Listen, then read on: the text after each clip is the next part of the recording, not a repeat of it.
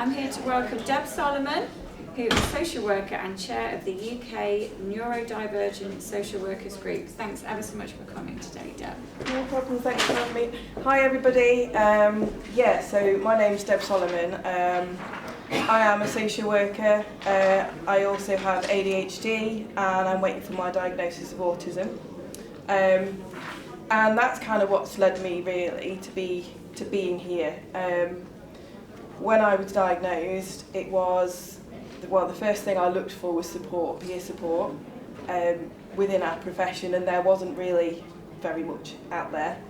So my ADHD hyperfocus kicked in and I set up a group. And obviously, again, just being Derbyshire-wide wasn't enough, so I had to go UK-wide.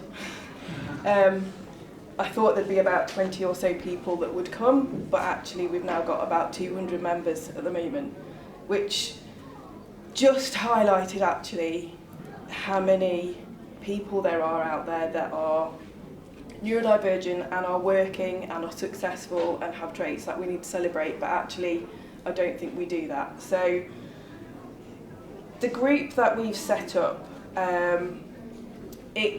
it's through the British Association of Social Workers, and what we're trying to do is celebrate neurodiversity and celebrate the fact that we are here, we exist, we are social workers, and to really represent the community, the people that we're working with. We don't have to be robots, and we can have all these traits and all of these differences, and that's fine and that's okay, and actually that's something to celebrate. It's difficult because there is a lot of stigma around, still in our profession there is a lot of stigma, and we did a study right at the beginning of the group, and 60% of the people who filled it out said they felt psychologically unsafe to seek support in the workplace for their neurodivergent conditions, which, yeah, I mean, that's a sad thing to hear. Of those that had looked for support, they hadn't always received it, not necessarily through lack of understanding, but just not knowing where to go, or managers maybe didn't really even know what the term neurodiversity meant, or that just the lack of kind of training. So there's a lot of work as a group that we're trying to do in terms of changing the culture, providing training for all levels. But there's also, I think there's an impact on the people that we work with. So I'll talk about that in a moment. Within Derbyshire though, so I'm a social worker in adult care in Derbyshire, and one of the things that I'm trying to do is support us as the workforce. So we've set up a network group for any worker who is neurodivergent, just so that we can kind of get together. It's quite isolating, I think, at times. So it's getting together to say, yeah, here we are, what's working for us, what isn't, what are our challenges, and that group actually feeds in Derbyshire to helping rewrite policies. They are listening, and that's really good. So we are looking at things like policies, things like recruitment and retention. We're feeding into that. I'm now a member of the Equality, Diversity and Inclusion group in Derbyshire as well. And that means that we can have that voice to say, this is what it feels like, because I think everybody has this sort of idea, don't they, of autism looks like this, or ADHD looks like this, but actually in reality it's different. It's very different to live it, to be it. So that group is really, really important, and we are influencing policy.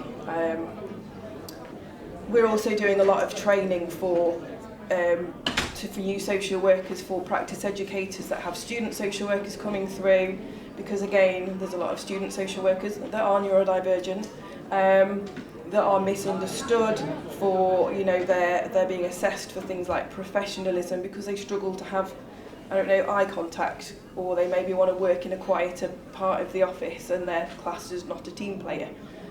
All of these things are things that we're trying to change. But in terms of practice, I just really wanted to mention executive functioning. So I don't know if everyone's heard of that.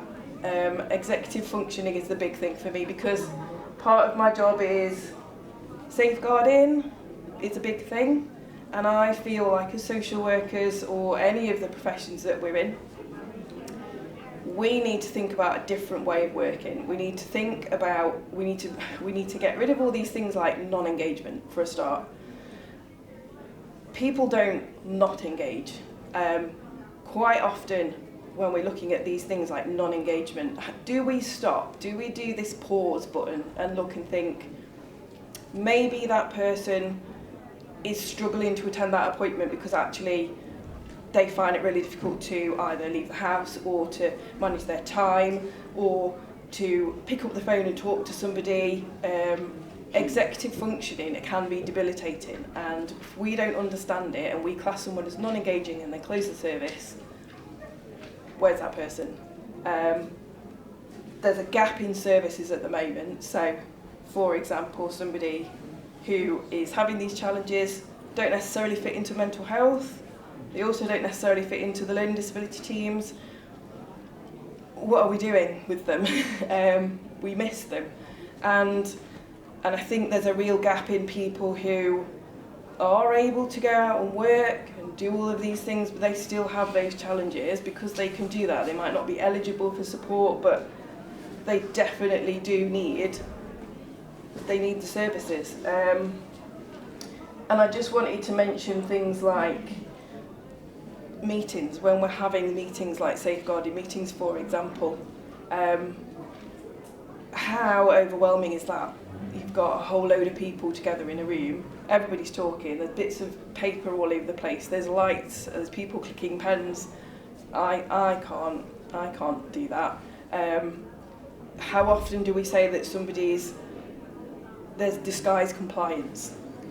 Do we ever stop to think perhaps that person is just absolutely agreeing to everything just to make it stop and go away? Because I know I do that. I just feel like we need to have power of the pause, just for a minute, stop and think. When people are responding perhaps in a blunt way, or somebody doesn't answer the door because we've just cold called and turned up at the house, are they not engaging, or actually should we have done something in a different way? Should we have actually responded in a different way? And this, again, it passes to your peers, it's not just the people that we're working with, it's all of it. So I think it's really, really important that we just stop and think. And if there's one thing that you can take away from this, is please go and research executive functioning and the impact on people who struggle with executive functioning. One little exercise, break down on how many steps it takes to have a shower. So I had a case recently where they were complaining about this young lad who, they told him to go and have a shower, he went up, he came down, he hadn't done it, he hadn't done this, he hadn't done that, and all this stuff. He just got totally overwhelmed. Well, he was only having a shower. Break it down though. Break down those steps to have a shower. You've got to think about, right, going upstairs, and then you've got to get undressed, and you've got to kind of go into the room, you've got to think about what temperature you might want, but you've got to turn the water on, think about the temperature, there's so many steps. That's just to get in, but when you're in, you've got to do a whole load of stuff. And then when you get out, you've got to do a whole load of stuff. When you're struggling with executive functioning, sometimes that can be too much. How many times do we call that self-neglect?